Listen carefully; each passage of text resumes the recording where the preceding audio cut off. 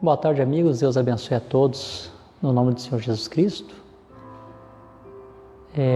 Nessa tarde eu vim aqui para prestar uma homenagem a uma grande pessoa.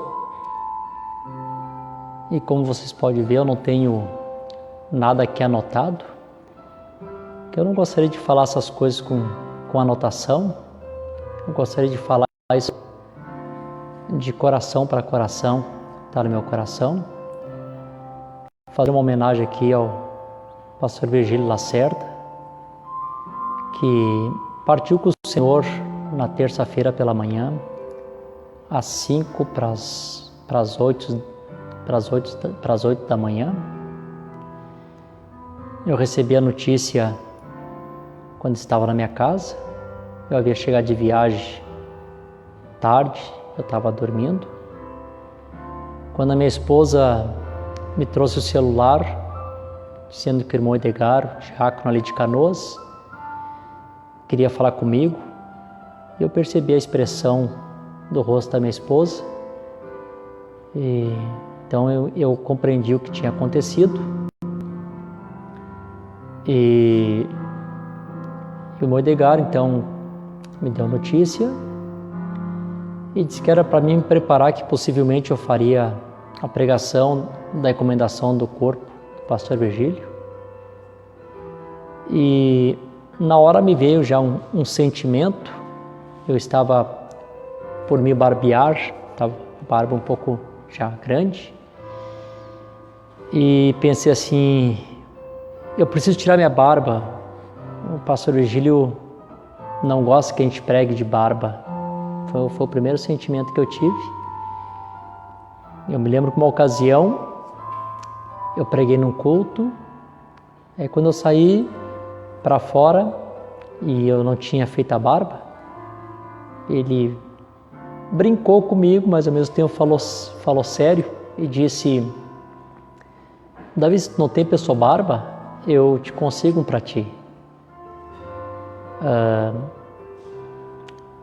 Também pensei na gravata, que ele não permitia que nós pregássemos sem gravata, e eu na minha mocidade fui bastante vezes exortado assim por ele, por algumas escalas, alguns cultos, eu ter pregado sem gravata. Então esses primeiros pensamentos começou a vir na minha mente. Eu sei que eu não pedi autorização por irmão Ezequias, por irmão Daniel, por irmã Sarinha, para fazer essa pequena homenagem aqui, esse tributo ao pastor Virgílio. Mas o pastor Virgílio usava uma expressão quando ele me via, me abraçava. Ele dizia para mim sempre que eu era o filho branco dele. E eu dizia para ele que ele era o meu pai preto, né? E eu sei que me sinto parte da família do pastor Virgílio. Sei que o irmão Ezequias, o irmão Daniel, a irmã Sarinha vão compreender que eu precisava fazer isso a público. No velório tivemos tão pouco tempo para falar a respeito do testemunho que esse homem foi na minha vida, na vida de muitas pessoas que ele passou. Nós tivemos apenas 2 horas até se abrir o taúde, até fechar o taúde. Nosso espaço foi reduzido, tantos irmãos ali que poderiam ter dito alguma coisa. Infelizmente, pela pandemia, não tivemos a oportunidade de expressar tantas coisas boas que poderíamos ter falado a respeito do pastor Virgílio. Então, eu gostaria de iniciar dizendo que meu pai faleceu quando eu tinha 10 meses de idade. E desde que eu me conheço por gente, de criança, minha mãe congregava com o pastor Virgílio. E o pastor Virgílio, para mim, sempre representou uma figura paterna. Sempre essa figura paterna, e foi essa figura paterna. Quando nós estávamos em luta na nossa casa, minha mãe estava em luta, algum de nós adoecia, e nós vimos o pastor Virgílio vindo de a pé pelo campo. Naquela época ainda ele não tinha carro, né? E a gente olhava o pastor Virgílio vindo, a gente já ficava ficava curado só de saber que ele estava chegando na nossa casa para orar por nós. O pastor Virgílio me ensinou, eu na minha meninice, quando era criança, eu ia nas vigílias, ouvia o pastor Virgílio pregando, pensava para mim naquela ocasião, meu Deus, não existe um homem mais sábio do que o pastor Virgílio. A gente tinha paixão de ir na vigília para ver o pastor Virgílio pregando e nos ensinando com um jeito peculiar que só ele tinha de ensinar. Na minha mocidade, ele foi meu mentor de mocidade, em fraquezas, problemas de mocidade que nós tínhamos, e a gente recorria a ele. Nunca lembro de ele ter vindo com palavras de condenação, mas sempre ele vinha com uma palavra, e alguém se referiu para mim esses dias, sempre com o ministério da reconciliação, sempre tentando reconciliar a todos com Deus. Eu nunca vi um homem com uma resiliência como o pastor Virgílio tinha. Resiliência do pastor Virgílio era notória quando a gente pensava que a coisa estava difícil, que não podia mais. A gente às vezes preparado assim para fazer todo aquele desabafo. Ele sempre dizia assim: Davi, está tudo certo. Então essa frase para mim, está tudo certo, enquanto eu tiver vida aqui na terra, essa frase eu vou levar comigo, que era a expressão que ele tinha, né? Davi, está tudo certo. O irmão Brand tinha a frase, Deus sabe melhor, e o pastor Gil tinha a frase, está tudo certo. Não tinha um culto que o pastor Virgílio não estivesse, que o nível espiritual da igreja ficasse baixo. Aonde ele estava, se fosse lhe dada a oportunidade, um dom maravilhoso que fazia com que a espiritualidade da igreja fosse lá em cima, o termômetro espiritual da igreja. Se o pregador que pregasse naquela noite, naquela tarde, não conseguisse atingir esse objetivo de elevar o nível espiritual da igreja, no final ele pegava uns 15, 20 minutinhos e ele conseguia pegar toda aquela pregação de novo, resumir e fazer com que a igreja captasse, e o nível da igreja subia. Eu aprendi muitas coisas na minha vida, na minha caminhada, com muitos pastores, pregadores, homens de Deus, mas eu tenho para mim que o principal, o mais importante, eu aprendi com o pastor Virgílio. O que ele nos ensinou? Busque o Espírito Santo, sejam cheios do Espírito Santo. Se amem, amem uns aos outros. E o hino dele que ficou registrado para nós, né? Deus é amor. Né? Se amem. Seja humilde. Nunca saia da simplicidade. E às vezes conversando com ele, e ele dizia para mim: Davi, Deus é simples, as coisas de Deus é simples. Deus opera na simplicidade. Um homem talvez incompreensível por muitos, não se via ele em grandes encontros, não se via ele aplaudido por outros pastores, por outros ministros. Outra coisa peculiar do pastor Virgílio, que infelizmente hoje se vê pouco, eu nunca vi o pastor Virgílio subir no púlpito e falar mal de algum ministro, de algum pastor colega. Nunca vi o pastor Virgílio se envolver em fofoca, em problemas. É um homem que procurava se manter o mais afastado de polêmicas. Uma vida exemplar. Se tínhamos um culto familiar, com uma família apenas, lá estava o pastor Virgílio, casaco, gravata, colete, frio, calor, sempre o mesmo padrão de vida. Eu nunca vi mudar o padrão dele, sempre ele manteve aquele mesmo padrão. Uma vida pura, honesta, nunca ninguém pôde apontar o dedo para o pastor Virgílio na sua vida moral.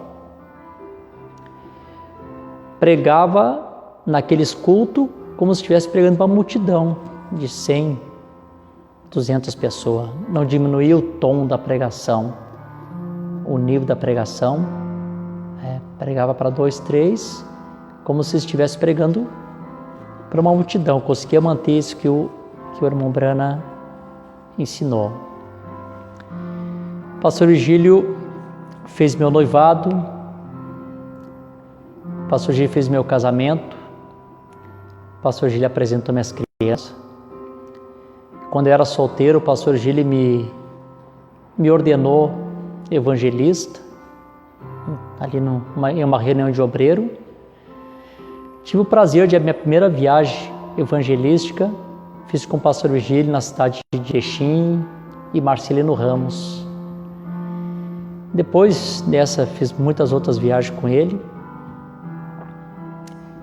Algumas casas que nós visitávamos, às vezes casais com problema, às vezes a mulher com a mala pronta para ir embora. O pastor Virgílio conseguia chegar na casa e, através do Espírito Santo e o dom pastoral, o ministério pastoral, ele conseguia trazer uma palavra de Deus e logo a mulher desfazia a mala, guardava as roupas no guarda-roupa e tudo ficava bem.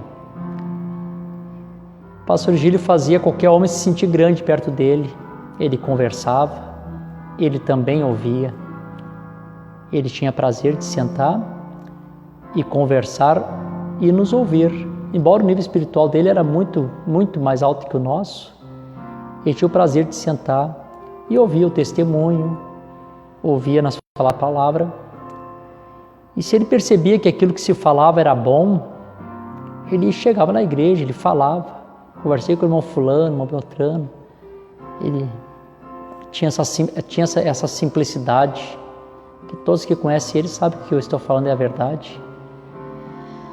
O pastor Virgílio me ordenou pastor aqui na cidade de Araranguá, e eu me lembro que ele me chamou reservadamente, pediu que eu entrasse dentro do tabernáculo com ele no Parque Alvorada, no início do trabalho, e apenas nós dois dentro do tabernáculo. Eu me lembro que ele derramou óleo da unção sobre mim. Na época eu não entendi, hoje eu compreendo o que aconteceu.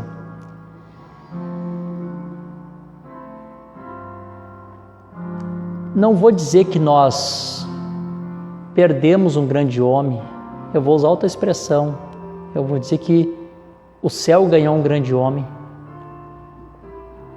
Nós apenas demos até logo a esse companheiro, a esse guerreiro. Nos ensinou que a vida cristã não é vida cristã sem oração.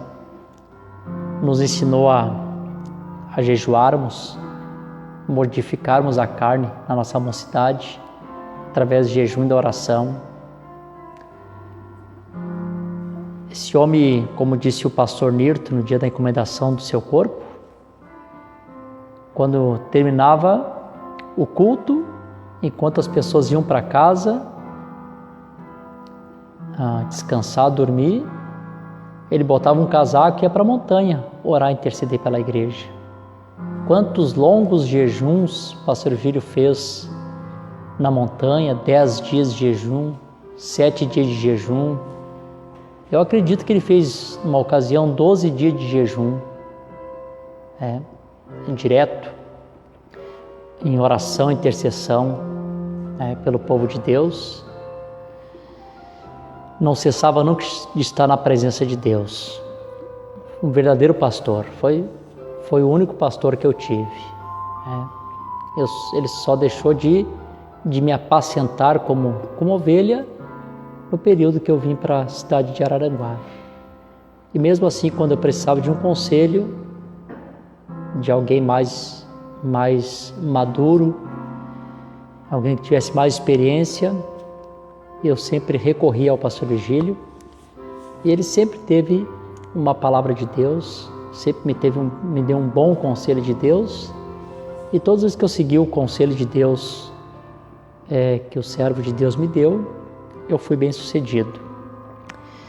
Para que não, nesse pequeno tributo aqui que eu estou fazendo ao pastor Virgílio, não fique sem a leitura da palavra, eu só vou ler uma escritura que eu creio que se encaixa muito, muito perfeito com o pastor Virgílio.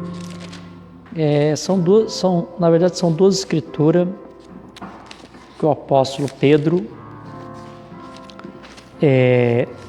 fala para nós aqui. Ele disse assim: